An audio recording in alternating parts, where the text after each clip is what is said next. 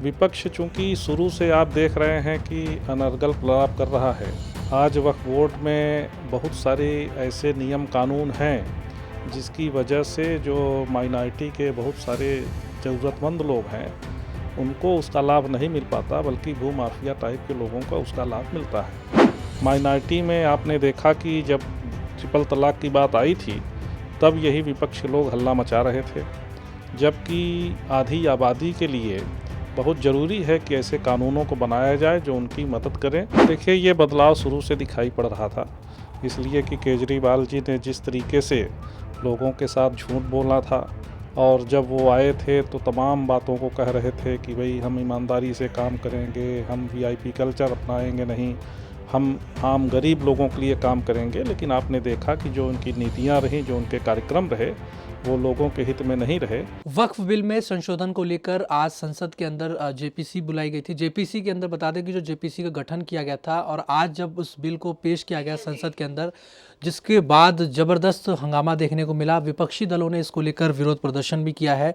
और हमारे साथ खास बातचीत करने के लिए प्रयागराज के फूलपुर से सांसद बीजेपी के प्रवीण पटेल जी हैं। सर, जिस तरह से जेपीसी का गठन हुआ, वक्फ बिल में जो संशोधन होना चाहिए उसको लेकर सरकार ने गठन किया, लेकिन बावजूद उसके कई सारे सवाल जो है विपक्षी दल उठा रहे हैं और कह रहे हैं कि आप लोगों ने जो विपक्षी दलों की मांग थी उसको नहीं माना है। देखिए, जेपीसी के गठन में सारे दलों के लोगों को शामिल किया गया था। आप जानते हैं कि उसमें जेपीसी की पूरी टीम जो है, कमेटी जगह जगह जाकर सब लोगों की राय ली और राय लेने के बाद निष्कर्ष पर ये आया कि हाँ, हमको जो ज़रूरी संशोधन है उसको करना चाहिए। विपक्ष चूंकि शुरू से आप देख रहे हैं कि अनर्गल प्रलाप कर रहा है और वक्फ बोर्ड जैसा कि समय के साथ बदलाव ज़रूरी होता है, आज वक्फ बोर्ड में बहुत सारे ऐसे नियम कानून हैं जिसकी वजह से जो माइनॉरिटी के बहुत सारे ज़रूरतमंद लोग हैं उनको उसका लाभ नहीं मिल पाता, बल्कि भूमाफिया टाइप के लोगों को उसका लाभ मिलता है। तो जेपीसी में आज चूँकि पार्लियामेंट में पेश होना है और अभी विपक्ष की दलों ने हंगामा किया है, लेकिन आप जानते हैं कि जेपीसी में बहुमत से जो संशोधन लाए हैं वह लोकसभा में और राज्यसभा में पास हो जाएगा और वक्फ बोर्ड में जो नए संशोधन हैं जो बहुत ही ज़रूरी हैं वक्फ बोर्ड के लिए और माइनॉरिटी के लिए, देश के लिए, वह संशोधन भी पास हो जाएगा। लेकिन जिस तरह से अगर देखा जाए, ओवैसी जो हैं या सपा के तमाम बड़े नेता वो इसका विरोध कर रहे हैं, या जो बाकी और अन्य दल भी हैं, और ओवैसी तो लगातार ये टारगेट करते रहे, चाहे 3 तलाक का मुद्दा रहा हो, चाहे ये सब, कि वो आप लोग एक धर्म को टारगेट करने के लिए कुछ ना कुछ ऐसा बिल लाते रहते हैं ताकि जनता को गुमराह किया जा सके असली मुद्दों से। और डिम्पल यादव ने कहा कि इस मुद्दे पर हमारा विरोध है और कई बीजेपी के लोग भी जो है वो हमारे साथ कहीं ना कहीं वोट कर देंगे, मतलब गुटबाजी, ऐसा कह रही है।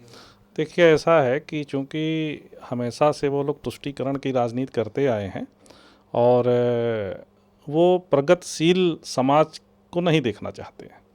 माइनॉरिटी में आपने देखा कि जब ट्रिपल तलाक की बात आई थी तब यही विपक्ष लोग हल्ला मचा रहे थे, जबकि आधी आबादी के लिए बहुत ज़रूरी है कि ऐसे कानूनों को बनाया जाए जो उनकी मदद करें, जो उनकी सहायता करें। कानून इसीलिए बनाए भी जाते हैं।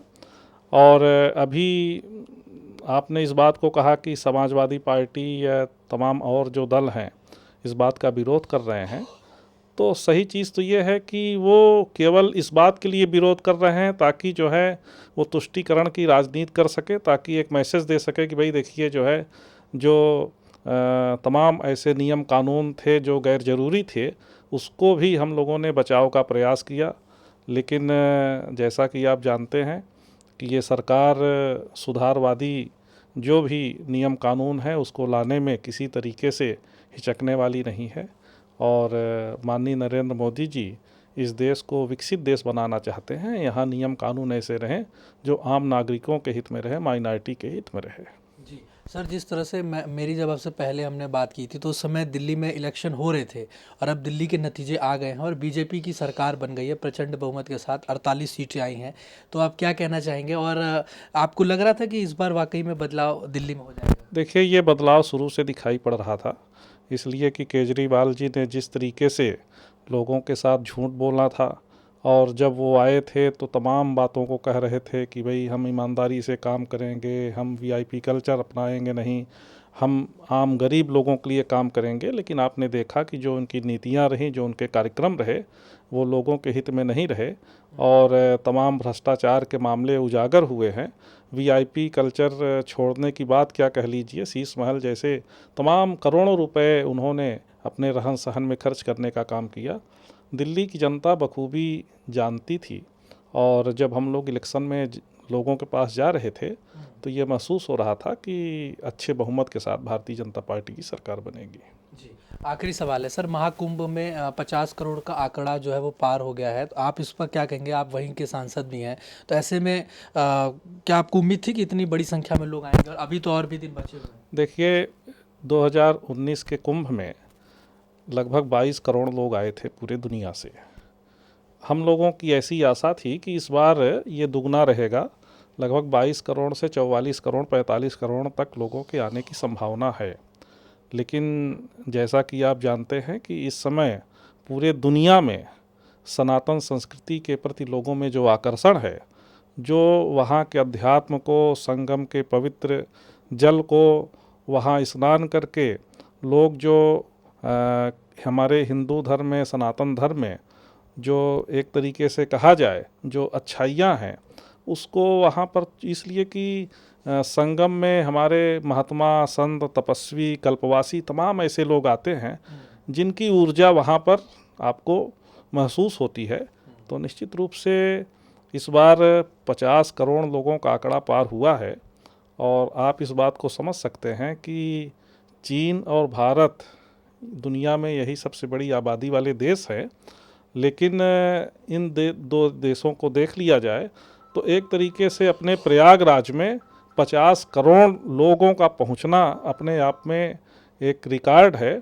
और निश्चित रूप से इसके लिए हम माननीय प्रधानमंत्री जी को, माननीय मुख्यमंत्री जी की सराहना करते हैं कि उन्होंने इतने सुव्यवस्थित ढंग से, इतने अच्छे ढंग से कुंभ में आयोजन के लिए लगातार उन्होंने प्रयास किया, और आज पूरे दुनिया के लोग जा रहे हैं और उसकी सराहना कर रहे हैं। जी, धन्यवाद सर।